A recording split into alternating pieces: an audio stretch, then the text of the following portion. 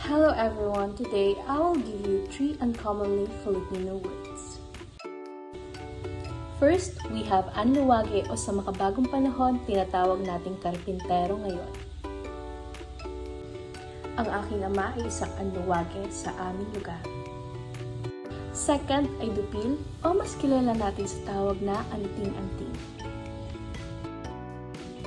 Noong unang panahon, ang ating mga ninuno ay mahilig gumamit ng dupil para protektahan ang kanilang mga sarili.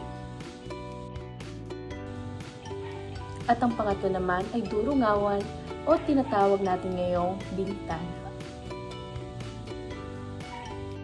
Mahilig ako magmasid sa aming durungawan upang pagmasdan ng mga bata sa harap ng aming tahanan.